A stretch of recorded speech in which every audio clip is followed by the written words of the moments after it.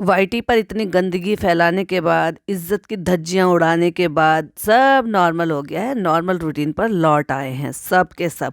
अपने वही दो दो व्लॉग डालने, और जो हमारी जगत दीदी भी मिसिंग थी, या उनको सबसे ज़्यादा इस चीज़ की प्रॉब्लम हो रही थी कि मैं अपने काम पर नहीं लौट पा रही हूँ, सब ने इतनी गंदगी मचा ली है, सब अपने काम पर लौट आए हैं, मैं अपना काम नहीं कर पा रही हूँ। तो भाई वो भी अपने काम पर लौट आई हैं। दो दो दिन में इंस्टाग्राम पे भी रील्स आ रही हैं, अब तो वीडियो भी आ रही हैं, शॉर्ट वीडियो भी आ रही हैं।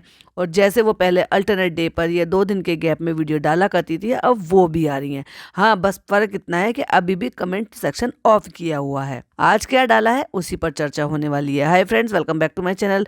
चैनल में न्यू है तो चैनल को सब्सक्राइब कर ले, और साथ ही साथ बेल आइकन प्रेस कर दे, जिससे कि हमारे आने वाली वीडियो की नोटिफिकेशन आपको पहले ही मिल जाए। किसी भी एंगल से 1% भी ये लगता ही नहीं है कि इतना सब कुछ हुआ है इस लेडी के साथ, और इसको कहीं भी रत्ती भर का एहसास है। एक चीज मैंने नोटिस की, इतने बड़े बड़े नेल्स इन्होंने बढ़ाए हुए, यो गंदगी नहीं लगती है इनको? और ये घर के काम, अपनी बेटी के काम कैसे करती होंगी?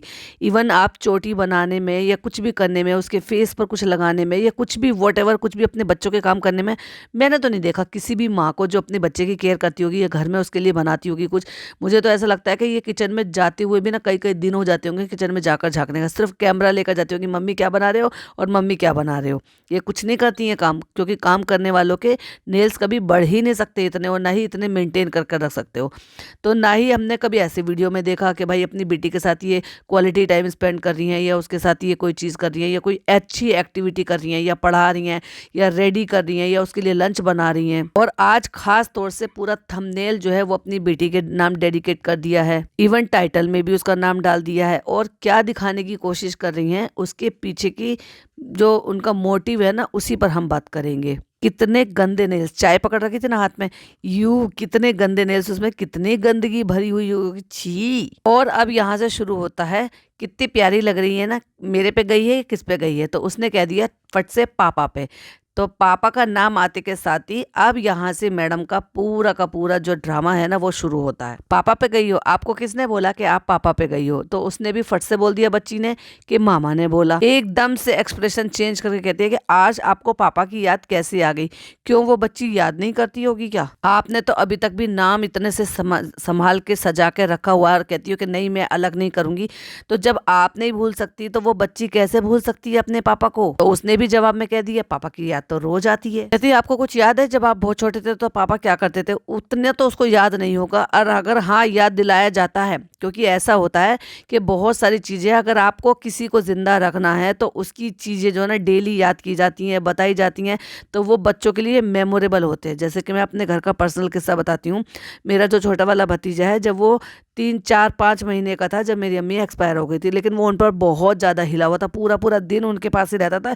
इवन रात को भी वो उसको अपने पास ही लेकर सोती थी। तो उसको बिल्कुल भी याद नहीं है मेरी अम्मी के बारे में। और जो बड़ा वाला भतीजा है उसको बहुत अच्छी तरीके से बहुत सारी बातें याद हैं। 4 साल हो गए हमारी अम्मी को गए हुए। इवन जब इनके हस्बैंड गुजरे थे ना, उसी दौरान मेरी अम्मी भी गुजर गई थी, लेकिन उसको बातों में इतना याद है, इतनी चीजें पता है कि ना केवल वो एक एक चीजें बताता है, एक एक बातें बताता है। क्यों? क्योंकि मेरे पापा बात करते हैं, क्योंकि अब वो मेरे पापा के पास सोता है।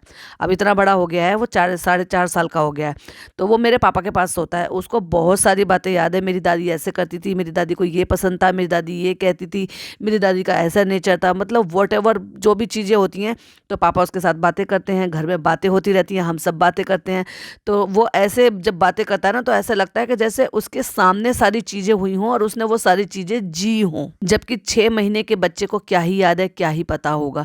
इनकी तो फिर भी बेटी 2 ढाई साल की थी जब वो एक्सपायर हुए थे, बल्कि मेरे ख्याल से तो 3 साढ़े 3 साल की रही होगी। लेकिन उस पर भी अगर ये आप सवाल उठा रहे हो कि आपको पापा की याद आती है, किसने बताया, तो ये बहुत ही अजीब सा सवाल है।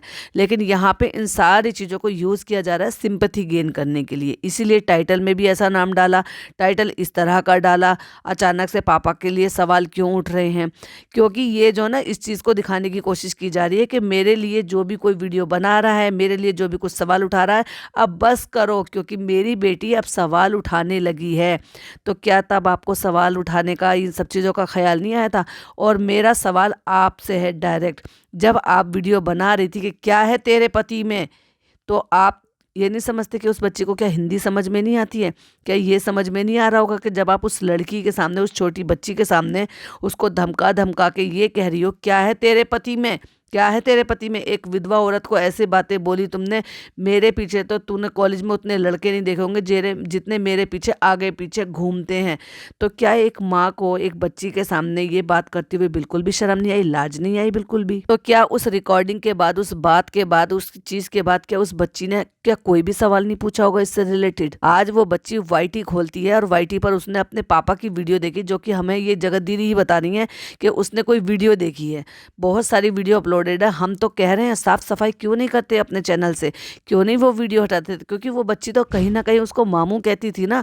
और जब उसके सामने ये सारी वीडियो आएंगी कि वो मामू तो थे ही नहीं भाई, वो तो कुछ और बनने की तैयारी में थे या बनाने की तैयारी में थे, तो तब उस लड़की को हर्ट नहीं होगा? तब उसको ये सारी चीजें सुनाई नहीं देंगी? तब फिक्र नहीं की थी कि मेरी 7-8 साल की बच्ची ये सवाल उठाएगी, ये सवाल पूछेगी?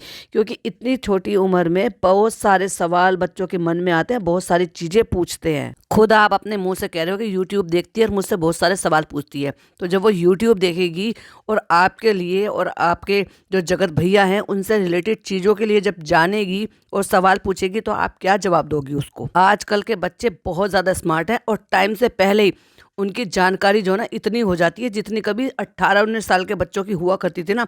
आज की डेट में 8-9-10 साल के बच्चों की इतनी हो जाती है।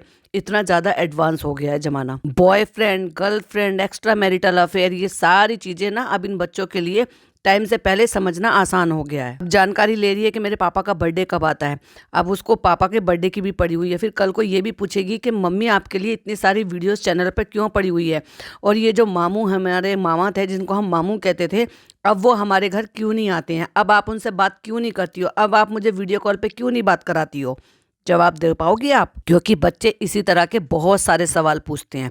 क्योंकि मैंने बताया ना, मेरी भतीजी है, वो बहुत सारे सवाल पूछती है और न जाने भाई इतने सवाल उसके पेट में उठते कहाँ हैं। वो तो अभी 2.5-3 साल की ही है, 3 साल भी अभी कंप्लीट नहीं किए उसने। तो ये बच्ची तो फिर भी 7-8 साल की है। और इतनी सारी वो वीडियो जिसमें मामू हो रहा है, भैया हो रही है, रक्षाबंधन हो रही है, क्यों सजा के रखी गई है? जब आप सबके सामने ये आ गया है कि आपका रिश्ता गलत था और इस तरह की चीजें उन चैनलों पे पड़ी हुई जो वीडियोस हैं उनसे दिख भी रही हैं लोगों को, तो कौन सा ईगो लेके बैठी हो या कौन सी और कोई नई बात होने का इंतजार कर रही हो जिसकी वजह से चैनल से वीडियो नहीं हटा रहे हो? ऐसा कौन सा प्यार है? और एक बात बताओ, अगर चैनल से वीडियो हटा लोगे तो मुझे पता है चैनल आपका डीप डाउन चला जाएगा, और जब चैनल डाउन चला जाएगा तो उससे आपकी रीच कम हो जाएगी, रीच कम हो जाएगी तो उससे डॉलर बनना बंद हो जाएगा, कम हो जाएगा, बंद नहीं हो जाएगा, कम हो जाएगा। डॉलर बनना कम हो जाएगा तो पैसा आपको कम मिलेगा। तो आपने इज्जत और पैसे की तुलना में आपने पैसों को ज़्यादा तवज्जो दी, तो फिर किस बात की कहते हो कि हम इज्जतदार लोग हैं? पॉइंट टू बी नोटेड, ऐसे कहती हैं चीख चीख के कि हम इज्जतदार लोग हैं, हमें इज्जत से फर्क पड़ता है। तो उन्हीं इज्जतदार लोगों ने जाकर कंप्लेन क्यों नहीं की जिसने आपकी धज्जियां उड़ा दी? क्यों नहीं कोई भी कानूनी कार्रवाई की? क्यों झूठ बोला ऑडियंस से कि हमने लीगल एक्शन लिया है? और भाई जब आग लगती है ना तो धुआं भी फैलता है, और कहीं ना कहीं उसकी आंच हमें महसूस हो रही थी इनकी बातों में भी। जैसे कह रही थी ना, मुझे स्कूटी चलानी सीखनी पड़ेगी, पहले कभी कभी आती थी, अब मैं भूल गई हूँ। मैं पहले भाभी के साथ जाती थी, अब मुझे जाना पड़ता है तो मैं मोहताज हो गई हूँ। तो सेल्फ डिपेंडेंट होना चाहिए। इधर तो दीदी ये वाली बातें कर रही हैं, उधर भाभी जो है ना क्लियरिफिकेशन दे रही है कि नहीं, ऐसा नहीं है कि सारा खर्चा दीदी नहीं उठाती है, हम दीदी के खर्चे पर नहीं पलते हैं, हमारे हस्बैंड भी बराबर का खर्चा करते हैं और हम खर्चा आधा आधा बांट कर लेते हैं। तो ये मत कहो कि हमारा पति जो है कोई काम नहीं करता, हमारे पति के 2-2 काम हैं। वहीं आगे बताती हैं कि मम्मी जब से उदास हैं, जब से बच्ची ने ये सवाल पूछा है तब से मेरी मम्मी बहुत ज़्यादा उदास हैं। तब आपकी मम्मी अभी इतनी नॉर्मल कैसे हो गई है? जब बच्ची ने सवाल उठाया जो इस दुनिया में नहीं है, और ये तो कुछ गलत भी नहीं है, उतने भर से वो उदास हो गई या परेशान हो गई जब उनकी खुद की बेटी के चरित्र पर सवाल उठे और चरित्र को तार तार कर दिया गया। तब मम्मी का क्या हाल था? तब तो वो दूसरों को बद्दुआएं दिलवा रही थी, और घूम फिर के बीच में कुछ और बातें, फिर मम्मी के साथ डिस्कशन, फिर पापा के साथ डिस्कशन, फिर अपने खाने पीने की चटर पटर की बातें, लेकिन उसके बाद एंड में फिर वापस से आकर बैठ गई है बेटी के लिए। तो बेटी के नाम से ये इमोशनल कार्ड खेला जा रहा है जिससे कि कोई लोग जो है ना उनको बदनाम ना करे, ये ना करे। अब तक तो इन्होंने जो है अपने हस्बैंड का नाम यूज़ किया, उनके नाम को सिंपथाइज करती रही, आगे बढ़ती रही, और अब इन्होंने एक बेटी को आगे कर दिया है। अपनी बेटी के बारे में आपको खुद सोचना चाहिए था, कोई और आपकी बेटी के बारे में क्यों कर सोचेगा जब आपने खुद अपनी बेटी के बारे में नहीं सोचा।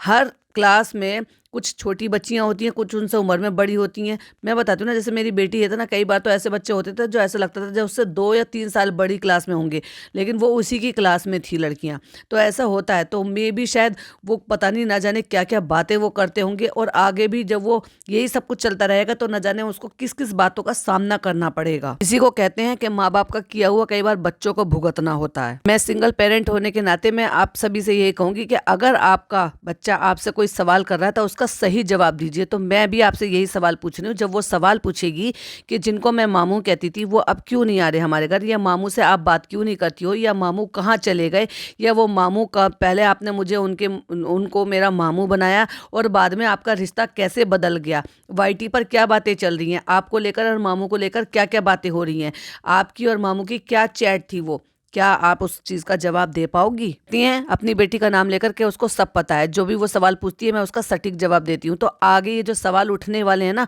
उनके लिए बिल्कुल तैयार रहिए। क्यों? क्योंकि आप वाईटी पर आकर सवालों के जवाब देने में तो असमर्थ हैं, क्योंकि आप वहाँ से बच सकती हैं, लेकिन जब आपकी खुद की बेटी जो दिन-रात आपके साथ रहती है, जब वो सवाल उठाएगी ना, या फिर जब उसके सहपाठी उसके साथ ये सवाल करेंगे या पिन करेंगे उसको किसी भी चीज़ के लिए, और वो जब आपसे आके सारी चीज़ें पूछेंगे ना, उसके लिए आप तैयार रहिए। क्योंकि माँ-बाप का किया हुआ ना कई बार बच्चों को भुगतना पड़ता है, और वही आपने अपने बच्चे के राह में कांटे बिछा दिए हैं। इसी के साथ मैं इनके जो पिछला व्लॉग है उसके बारे में भी कुछ बातें करना चाहूँगी, क्योंकि इन्होंने ये कहा है कि घर हमें छोटा पड़ रहा है, जबकि घर तो ठीक है। वो जो नन्ही बेबी आई है, वो नन्ही बेबी के आने से कि घर छोटा पड़ने लगा इतनी जल्दी से, तो मे भी शायद ये भी बातें होंगी, क्योंकि अगर आप किसी भी किराए के मकान में रहते हो और आपकी तरफ से या आपकी इज्जत पे कोई भी चीज़ उठती है या फिर सवाल उठती है, या उसकी वजह से उनको और लोगों से भी चीज़ें सुननी पड़ती हैं, तो ये भी एक रीज़न हो सकता है कि उन्होंने शायद इनको प्रेशराइज किया हो, या इनको ये बोला हो कि भाई आप ये मकान खाली कर दो या फिर कोई दूसरा मकान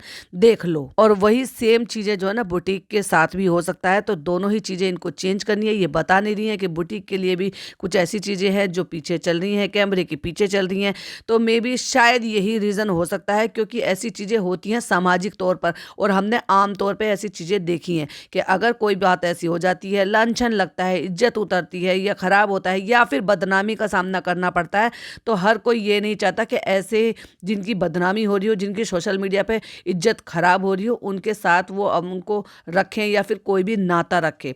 सही लोग जो जेन्युइन लोग होते हैं ना, उनका फर्स्ट डिसीजन यही होता है कि भाई ख़त्म करो इन सारी चीज़ों को। तो मे बी शायद ये भी चीज़ हो सकती है, इस वजह से भी इनको घर जल्दी ही चेंज करना पड़े। तो ये था मेरा रिएक्शन जो हमारी जगत दीदी का व्लॉग आया था, जिसमें मुझे कुछ चीज़ थे, कुछ पॉइंट थी जो मुझे रेस करने थे, खास तौर से इनकी बेटी के लिए, कि आने वाले वक्त में अपनी बेटी के बहुत सारे अनगिनत सवालों के लिए रेडी रहिएगा। आपका क्या कहना है प्लीज़ कमेंट बॉक्स में ज़रूर बताइएगा, और अपनी राय कमेंट बॉक्स में ज़रूर रखिएगा। मुझे अच्छा लगता है आपकी राय जानने का।